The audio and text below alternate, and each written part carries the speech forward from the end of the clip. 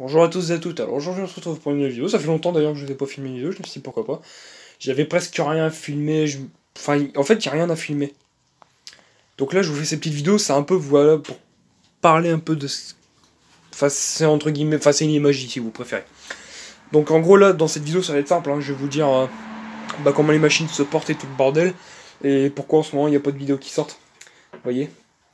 Donc, puis comme vous êtes au courant, on a un fameux connard qui s'appelle le coronavirus qui est venu nous emmerder tout le monde. Alors j'évite un peu de sortir de chez moi. Là j'ai fait une exception, bon je suis allé dans mon camion, ok c'est à côté de chez moi, mais on sait jamais, un virus peut se balader dans l'air.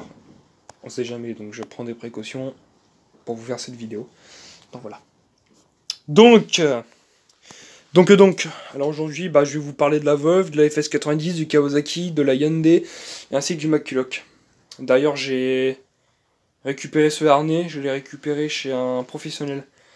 Il allait le jeter parce qu'il était cassé à un endroit, moi je l'ai réparé. Lui il voulait le jeter parce qu'il trouvait que ça servait à rien de le réparer. Moi j'ai réparé. Et puis voilà.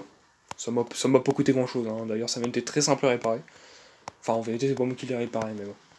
Ça a quand même été simple. Donc voilà, donc Madame la Wolf, je me suis servi hier. Ou avant-hier. Non c'était avant-hier, je m'en suis servi avant-hier. Je m'en suis servi pour faire la tonte. Alors, madame elle fonctionne très bien. Par contre j'ai un problème dessus. Alors, ça c'est depuis que j'ai le moteur, c'est assez emmerdant comme problème, je vous avouerai.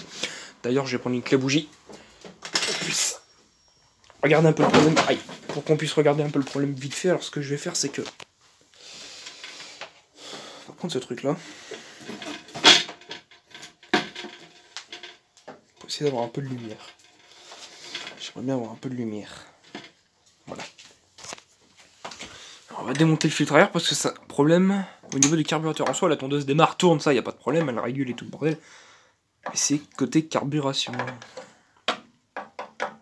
Ah oui, je vais assez bizarrement. De toute façon, moi je tourne ma vis, mais c'est parce que j'ai qu'une main, c'est assez emmerdant.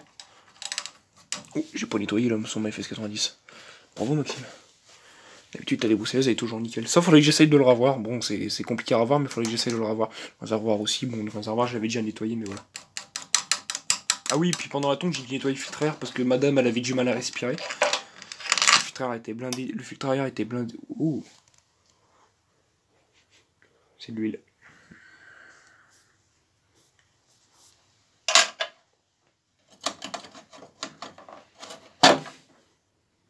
Le filtre en fait il était blindé d'huile, blindé de merde. Vous voyez là c'était noir de chez noir. Donc bon je l'ai nettoyé à l'essence. Bon alors le problème qu'on a avec cette puputerie, comme dirait le coupable de tout. Oui enfin bref, cherchez pas à comprendre en ce moment, je dis ça pourquoi parce que j'arrête pas de regarder. Je suis en train de regarder toutes ces vidéos en ce moment. Enfin bref. On a un problème de carburateur. Alors par contre j'ai pas mis le flash, c'est assez emmerdant. Je sais pas si je pourrais activer la lumière. Ah non je peux pas prendre la vidéo, ça emmerde un peu. Si je fais ça. Ouais, on va un petit peu mieux. Bon, le problème qu'on a avec cette tondeuse, alors soit le système de régulation fonctionne très bien, ça y a pas de problème. Le truc c'est que là vous êtes en position ralentie, là vous êtes en position accélérée. C'est pas ça le problème. Le truc c'est que quand vous allez la démarrer, donc moi quand je la démarre je la mets. Ce que je fais c'est que quand elle est froide, je la mets à fond, j'appuie 3 fois, je la démarre, et une fois qu'elle a démarré je descends doucement. Vous voyez? Parce que si je descends brutalement elle cale en fait. Et du coup le moteur n'a pas le temps de se relever, de se relancer tranquillement. Donc ce que je fais, c'est que je la descends, donc vous voyez, une fois qu'elle a démarré tout de suite, à fond, je descends, mais comme ça, mais doucement. Bon, en soi, vous avez compris. Et voilà, et donc j'ai chauffé, après je monte doucement mon régime, et je commence à tondre. Le problème, c'est que, au bout de, je dirais, une demi-heure, 3/4 d'heure de tonte, votre carburateur, a pris, on va dire, comme si c'était une habitude, vous voyez, de rester sur ce régime-ci, vous voyez. Donc ça fait que quand votre moteur, forcément, il va être chaud, puisqu'il aura tourné 45 minutes, j'ai baissé la manette, voilà comme ça. Mais le moteur va pas baisser en régime. Donc quelque part, il y a un truc qui va pas. Donc j'ai dit, je vais nettoyer le filtre à air, on verra bien ce que ça donne. Ça peut peut-être venir de ça. Mais je me suis dit, c'est bizarre parce que sinon, il montrerait pas en régime s'il y aurait clairement... Si le filtre à air s'est vraiment cassé. Donc j'ai dit, dans le doute, on sait jamais, on va le faire. Bon, je l'ai fait, ça n'a rien changé. Là, il recrache pas trop d'huile. Enfin, même, moi je trouve qu'il en recrache un peu beaucoup parce que alors, déjà, regardez, là j'ai de l'huile, hein. Vous voyez, c'est... Voilà, c'est ça, c'est... Ouais, ça c'est gras. Et le filtre à air, quand tu le démontes, tu peux l'essorer comme ça, il y a de l'huile qui coule. Donc je pense que je dois avoir un problème avec le clapet anti-retour d'huile, qui fait qu'il doit sûrement peut-être aspirer un peu d'huile et donc rejeter de l'huile par là. Et donc le moteur doit consommer un peu d'huile. Mais ça m'étonnerait parce que mon niveau d'huile ne baisse pas. Donc je ne soupçonne pas ça du tout. Parce que mon niveau d'huile ne baisse pas d'un poil. Si, un petit peu, parce que j'ai un problème avec l'étanchéité du clapet de retour d'huile. D'ailleurs, il faudrait que je commande un joint. Parce qu'en fait, de base, il y a un joint, vous voyez, en carton. Et je l'ai viré parce qu'il était extrêmement sec. Et j'ai mis de la pâte à joint à la place. Le problème, c'est que la pâte à joint, elle fait pas du tout le taf. Vous voyez, pour vous dire, j'ai même fait ça proprement. Parce que j'ai viré le, comment ça s'appelle, j'ai vidangé le moteur. J'ai nettoyé le support pour que ce soit pas gras du tout. Que ça adhère vachement bien. J'ai attendu que la pâte à joint sèche. J'ai attendu 2 jours pour vous dire. Et après, j'ai remis de l'huile dans le moteur. Pour vous dire. Et entre temps, j'avais nettoyé l'huile. Je l'ai filtré au cas où il y avait de l'émail et tout le bordel. Donc là, voilà. D'ailleurs, pour vous dire, l'huile, je vais vous la montrer. Vous allez voir à la gueule de la jauge à huile. Bon, ok. L'huile, voilà, je l'ai vidangée. Ça, c'est pas grand chose. Regardez, elle est propre. Voilà, bon, ok. Elle a déjà tourné un certain nombre d'heures. Dedans, c'est la SAE 30 Briggs. Bon, en vrai, quand t'achètes la SAE 30 nommée Briggs, ça veut absolument rien dire. C'est sûrement, pour moi, c'est une chaîne d'huile pour laisser ça tourner. Ah oui, puis j'ai repeint le pot parce qu'il commence à rouiller tout le bordel. Je me suis dit, je vais le faire. Bon, moi je trouve.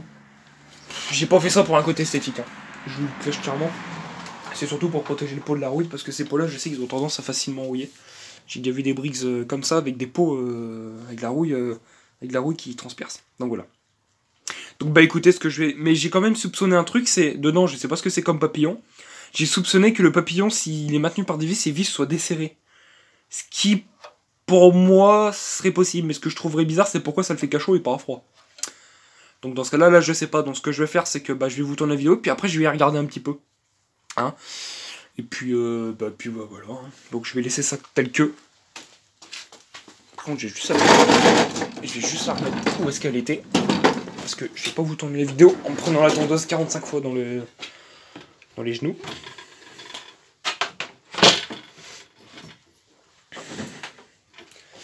Voilà, alors la FS90 elle marche très bien. Hein. Je m'en suis servi pour faire mon gazon, très bien. Hein. Très bonne machine, elle fonctionne très très bien. Bon. J'ai un léger problème avec. Bon, c'est pas encore emmerdant, mais ça se voit que dans ce cas-là, c'est une machine qui a tourné beaucoup. C'est que le moteur, à mon avis, doit être un peu encrassé parce que j'ai fait un réglage soupape, j'ai fait un nettoyage carbu. Les membranes carbu sont neuves parce que, voilà, hein, ça venait d'un. Quand j'ai récupéré la chez 95, il y avait les membranes neuves, hein, pour vous dire. Le filtre à air neuf, la bougie est neuve. Et le jeu soupape est bon.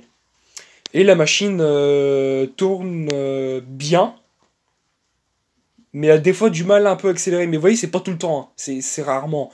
C'est-à-dire que je vais accélérer, vous voyez, je vais faire une session, donc à un certain régime, presque à fond, on va dire, mais on va dire que ce moteur-là monte à...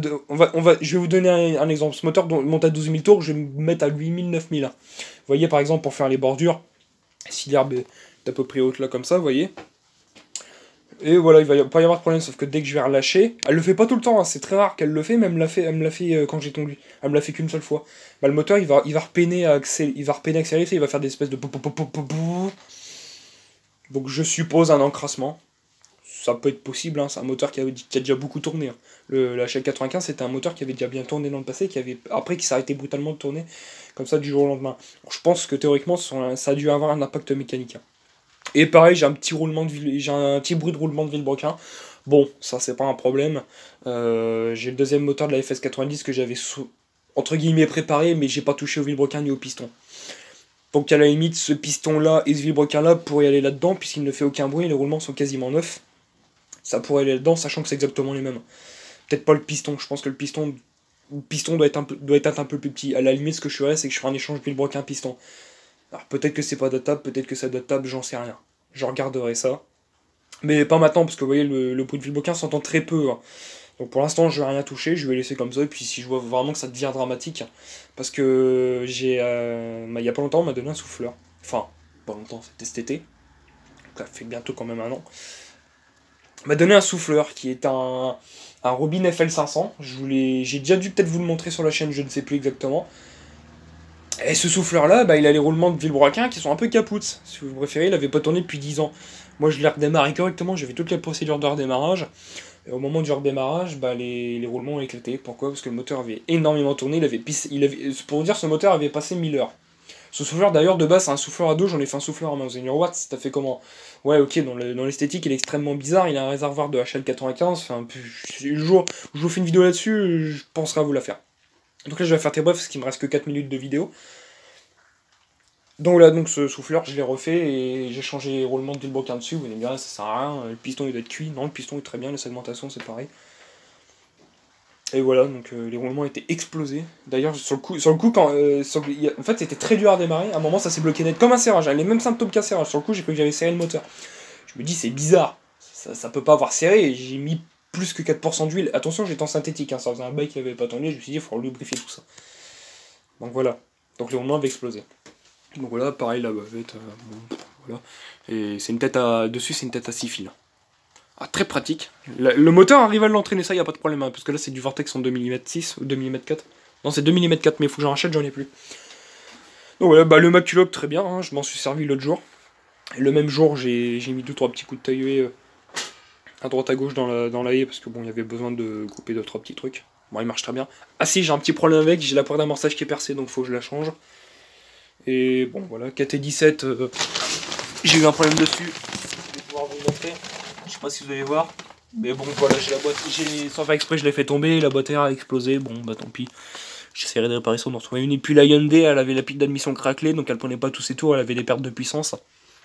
Donc madame, j'ai démonté la pile d'admission, et j'ai mis la pâte à joint sur toute la pile d'admission. Ah franchement, je croyais pas que ça allait marcher, et franchement ça marche très bien. Donc bah voilà. Donc je voulais vous faire le redémarrage du KT17 en vidéo, mais je pense que ça va être une vidéo à part. Ou alors je le ferai plus tard, à la limite je mettrai d'abord peut-être cette vidéo en ligne là pour libérer de l'espace dans le téléphone. Et après permettre de vous sortir une vidéo sur le redémarrage du KT17. Vous allez me dire, ah t'as fait 40 000 vidéos sur le redémarrage du KT17. Ouais ok, sauf que ça fait un certain temps qu'on l'a pas vu sur la chaîne. J'aurais peut-être bien envie de vous montrer ça. Bon là en soi tout a redémarré sauf le KT17. Le KT17 là ça va bien faire quoi? Ouais il a pas redémarré depuis cet été. Je sais plus si avant je vous ai sorti une vidéo après. Il me semble qu'il a pas tourné depuis cet été. Vous allez me dire, ah c'est rien. Bon ouais. Voilà. Donc pour la FS90, il faut que j'essaye de voir comment je peux essayer de décrasser le moteur. Soit avec des méthodes, vous voyez, comme on met dans les voitures, avec des nettoyants van EGR, soupape, échappement, SCR, tout le bordel, vous voyez, bon, nettoyant filtre à particules, chambre de combustion, nettoyant turbo, je sais plus quoi, tout le bordel. Bon, j'essaierai de voir. Ou soit je fais la méthode des Américains, mais c'est une méthode un peu risquée. Eux, ils se font pas chier, les Américains.